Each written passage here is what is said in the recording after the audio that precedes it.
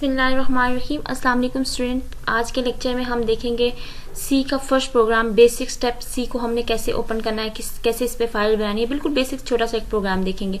तो सबसे पहले आपके पीसी में जो है वो डेव C++ से सी जो है वो डाउनलोड होना चाहिए, ठीक है, इंस्टॉल होना चाहिए। उसके बाद जब आप इसको ओपन करोगे तो कुछ इस तरह से व्यू आपके सामने आएगा। तो आपने क्या करना है, सबसे पहले फाइल के ऑप्शन में जाना है और न्यू फाइल के ऑप्शन पे जाके न्यू पे क्लिक करना है। और जो न्यू पे जाने के बाद आप लोगों ने सोर्स फाइल पे जाना है।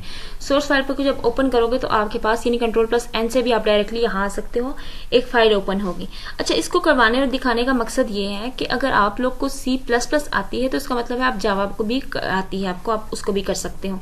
लेकिन अगर आपको C ही नहीं आती तो इसका मतलब आप जावा को नहीं कर सकते। हम जो कोर्स लेके चल रहे हैं CS506 वो जावा पे है सारा डिपेंडेंट। तो जावा का प्रोग्राम भी फर्स्ट मैंने करवा के रखती है आप लोग के लिए। अब हम C का एक छोटा सा प्रोग्राम करके देख लेते हैं कि C पे हम कैसे प्रोग्राम फाइल बनाते हैं और रन करते हैं। तो देखिए, सबसे पहले हमारे पास फाइल पे हम आ गए। हमने फाइल पर यहाँ पर कोड लिखना है। अब कोड कौन सा लिखना है, मैं जल्दी से कोड को यहीं पे पेस्ट कर देती हूँ ताकि आप लोग का भी टाइम सेव हो सके और मेरा भी, ठीक है। तो यहाँ पर देखिए, ये मेरे पास एक फर्स्ट छोटा सा कोड है जिसमें हमारे पास क्या है, include studio.h int main print f welcome. Welcome के बाद में लिखते हैं welcome to my first program, ठीक है, welcome to my first program. अब मैं चाहती हूँ कि मेरा प्रिंट आउट इस तरह से लिखा हुआ है। देखिए, फर्स्ट स्टेप जो मैंने किया वो हैश इंक्लूड studio.h। ये क्या है, ये हमारे पास हेडर फाइल्स है, सी की हेडर फाइल्स। .h का मतलब है सी की हेडर फाइल्स है, ठीक है। तो इसके लिए हमने ये सारा मेथड यूज किया। इंट मेन का मतलब है इसके अंदर है कि हमने काम करना है। जैसे हम HTML करते हैं तो उसमें हमने बॉडी के अंदर रह के अपना सारा काम करना होता है। तो इस तरह इसका इंट मेन का फंक्शन यूज करके हमने लिखना है। अब जो चीज हम चाहते हैं कि हमें शो हो, उसके लिए हम कौन सा फंक्शन यूज करते हैं, प्रिंट एफ का। मैंने प्रिंट एफ करके बताया। और इन कॉमास के अंदर जो वर्ड हम लिखते हैं तो वो एज इट इज हमें पास लिखा हुआ आ जाता है। तो मैंने बताया कि welcome to my first programme.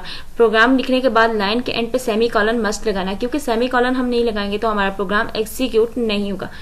फिर हमने लिखा रिटर्न 0, यानी ये काम हो जाने के बाद हमें 0 रिटर्न कर दो। जरूरी नहीं है कि हम 0 ही लिखें, यहाँ पर रिटर्न जो आप चाहें आप रिटर्न करवा सकते हैं, लेकिन इसका मेन मकसद क्या है कि इसने खत्म हो जाना है यहीं पे। फिर देखिए, हमने जहां से कर्ली ब्रेसेस ऑन की थी वहीं पर इसको ऑफ भी किया, ठीक है। तो इस चीज का आप लोगों ने मेन ख्याल रखना है। हेडर फाइल्स आपने ऐड करनी है। सी में कोई भी काम करने से पहले आपने हेडर फाइल्स, उसका मेन फंक्शन, फिर आपने प्रिंट लेना है किसी चीज का तो आपने उसके लिए प्रिंट का फंक्शन यूज करना है। और at the end of line आपने सेमी कॉलन मस्ट यूज करना है।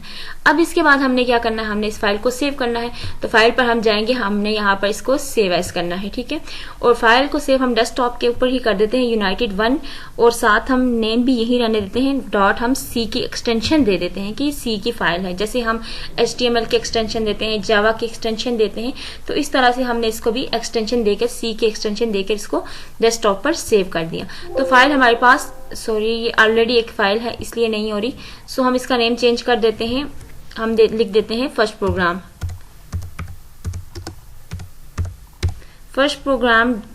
.c, ये हमने लिख दी, ठीक है। और इसकी टाइप आप लोग कुछ भी रख लो, यहाँ पर वैसे ऑल फाइल्स बस रहता है, ठीक है। हमने इसको फर्स्ट प्रोग्राम के नाम से .c के सेव कर दिया प्रोग्राम को, ठीक है।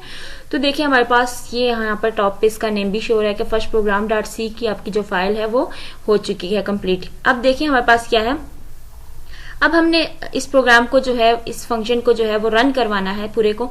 तो हम कहाँ जाएंगे, एग्जीक्यूट पे जाएंगे। एग्जीक्यूट करने से पहले हम इसको सबसे पहले क्या करेंगे, कंपाइल। ये देखिए आपको लिखा हुआ नजर आ रहा है, मैंने इसको कंपाइल किया।